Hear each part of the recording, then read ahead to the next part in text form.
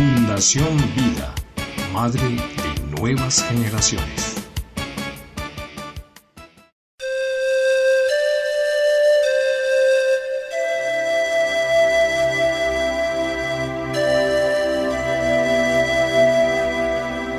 En el nombre del Padre, y del Hijo, y del Espíritu Santo. Amén. Señor, cuando florece un nuevo día en el jardín del tiempo, no dejes que la espina del pecado vierta en él su veneno. El trabajo del hombre rompe el surco en el campo moreno. En fruto de bondad y de justicia convierte sus deseos. Alivia sus dolores con la hartura de tu propio alimento, y que vuelvan al fuego de tu casa cansados y contentos. Amén. Lectura de la carta del apóstol San Pablo a los Colosenses, capítulo 1. Cristo Jesús es imagen del Dios invisible, primogénito de toda criatura, porque en Él fueron creadas todas las cosas, celestes y terrestres, visibles e invisibles, tronos, dominaciones, principados y potestades. Todo fue creado por Él y para Él. Él es anterior a todo, y todo se mantiene en Él. Él es también la cabeza del cuerpo de la Iglesia. Él es el principio, el primogénito de entre los muertos, y así es el primero en todo, porque en Él quiso Dios que residiera toda plenitud, y por Él quiso reconciliar todas las cosas, las del cielo y las de la tierra, haciendo la paz por la sangre de su cruz. Palabra de Dios, te alabamos, Señor.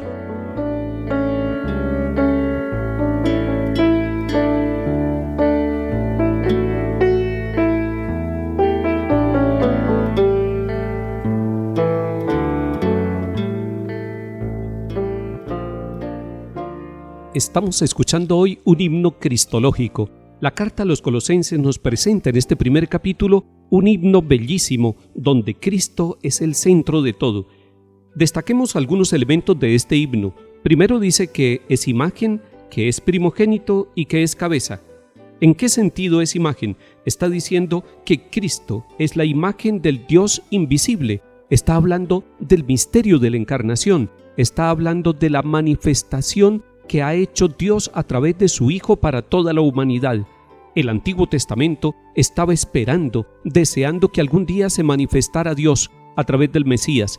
Él es la manifestación del Dios creador y del Dios salvador de toda la humanidad, de toda la familia, de cada uno de nosotros.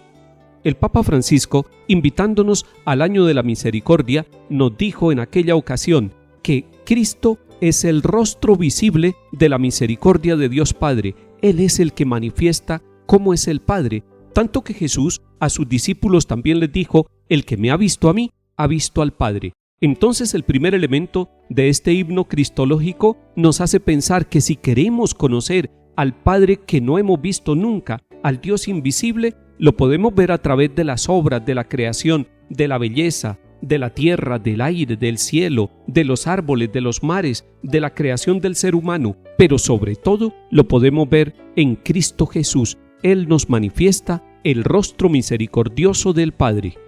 Segundo, este himno nos habla de que Cristo es primogénito. Significa que Él es el centro de toda la creación, lo está explicando. Dice: por Él fueron creadas todas las cosas, las del cielo y las de la tierra, lo visible y lo invisible. Todo fue creado por Él y para Él, termina diciendo este himno. Cristo es el centro de la creación, la historia, el pasado, el presente, todo se resume en Cristo, y todo lo que vemos y lo que no alcanzamos a ver, lo que no alcanzan a captar nuestros sentidos, allí está todo el elemento químico y físico de la creación del universo, de las montañas, de las galaxias, de los planetas, de los continentes, de los cuerpos vivientes, las células, las mínimas partes de los órganos que tienen vida, del reino animal, del reino vegetal, del reino mineral.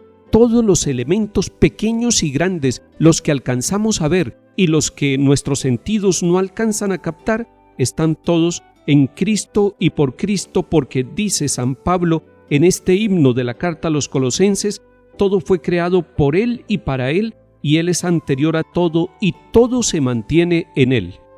Ahora este himno pasa de la centralidad cósmica que tiene Cristo Jesús a la centralidad eclesial. Dice que Cristo es cabeza. Primero dijo que es imagen, segundo dijo que es primogénito, ahora nos dice que es cabeza y que el cuerpo es la iglesia. y la iglesia somos todos los bautizados, hombres y mujeres, bautizados en la iglesia, en Cristo Jesús, en el Padre, en el Hijo y en el Espíritu Santo. Todos hemos recibido el ser parte de ese cuerpo desde la creación, pero sobre todo desde la manifestación de la gracia a través del sacramento del bautismo. Nosotros, los bautizados, los peregrinos, los que trabajamos, los que descansamos, los niños, los jóvenes, los adultos, los ancianos, todos hacemos parte del cuerpo de la iglesia por el bautismo, y Cristo es la cabeza de ese cuerpo. Por eso nosotros nos sentimos orgullosos de ser parte de este pueblo de Dios, porque nuestra cabeza es santa y es el centro de la historia y es el Salvador de la humanidad.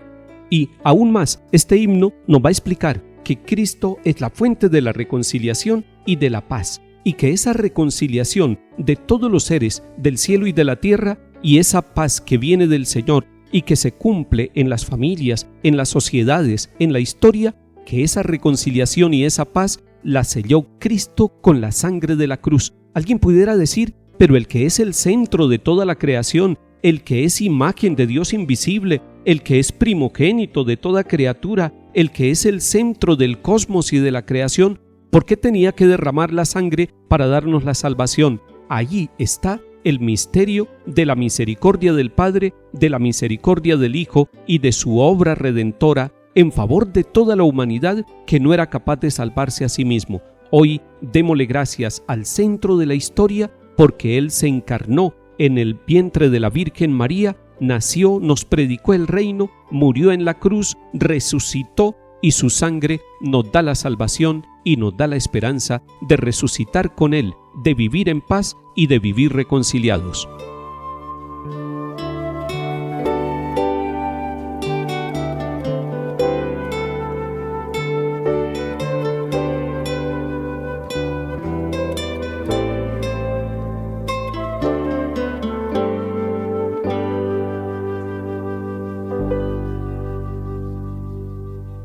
Salmo 99. Aclama al Señor tierra entera, sirvan al Señor con alegría, entren en su presencia con vítores, sepan que el Señor es Dios, que Él nos hizo y somos suyos, su pueblo y ovejas de su rebaño. Entren por sus puertas con acción de gracias, por sus atrios con himnos, dándole gracias y bendiciendo su nombre. El Señor es bueno, su misericordia es eterna, su fidelidad por todas las edades.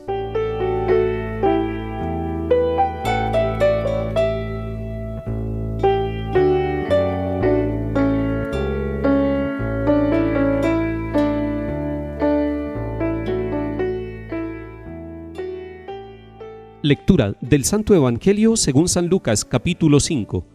En aquel tiempo, los fariseos y los escribas dijeron a Jesús: los discípulos de Juan ayunan a menudo y oran, y los de los fariseos también. En cambio los tuyos, a comer y beber. Jesús les dijo: ¿acaso pueden hacer ayunar a los invitados a la boda mientras el esposo está con ellos? Llegarán días en que les arrebatarán al esposo, entonces ayunarán en aquellos días. Les dijo también una parábola: nadie recorta una pieza de un manto nuevo para ponérsela a un manto viejo, porque si lo hace, el nuevo se rompe, y al viejo no le cuadra la pieza del nuevo. Nadie echa vino nuevo en odres viejos, porque si lo hace, el vino nuevo reventará los odres y se derramará, y los odres se estropearán. A vino nuevo, odres nuevos. Nadie que cate vino viejo quiere del nuevo, pues dirá: el añejo es mejor. Palabra del Señor. Gloria a ti, Señor Jesús.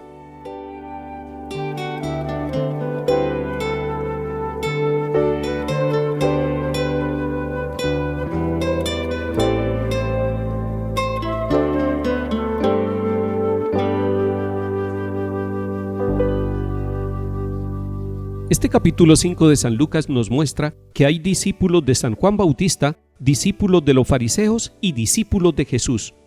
Son discipulados distintos y tienen características distintas. Entre otras, lo más importante es a quién siguen esos discípulos y qué actitudes tienen.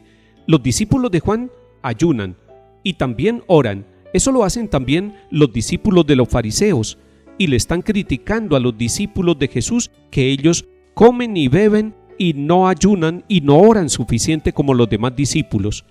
Aquí nos encontramos con una gran novedad. El discipulado en el Nuevo Testamento es iniciativa del mismo Maestro. Es Cristo el que llama, Él es el que invita al seguimiento de Él. Y entonces en ese seguimiento el centro no son las normas, no son los cumplimientos de unos preceptos. El centro de ese discipulado es estar con Jesús. Por eso a los discípulos de Jesús no les interesa tanto cumplir la norma del ayuno o de la oración. Les interesa estar con el Maestro, contemplarlo a Él, oírlo a Él, amarlo a Él y seguirlo a Él. Entonces pudiéramos decir para nuestra vida que el discipulado nuestro no se puede medir en la cantidad de ayunos que hagamos o en la cantidad de oraciones que nosotros hagamos. Se mide en la manera como nosotros logremos amar a Cristo Jesús, en la medida como logremos contemplar al esposo, al novio que está con nosotros, al Mesías, al que es el centro de la humanidad y del cosmos, al que es imagen de Dios invisible.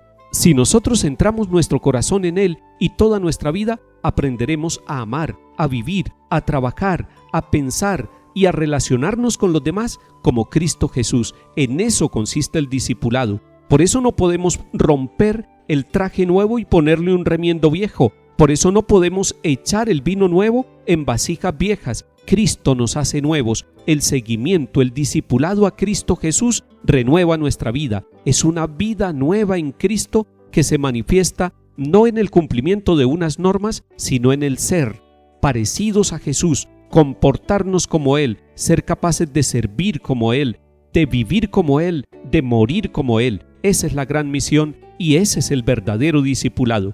Hoy queremos vivir el seguimiento de Cristo con alegría, con gozo, diciéndole al Maestro que Él transforme nuestro corazón, nuestra forma de pensar, de trabajar y de relacionarnos, porque queremos que Cristo esté presente en nuestra familia y en nuestra vida, que Él sea la fuente de la reconciliación y de la paz.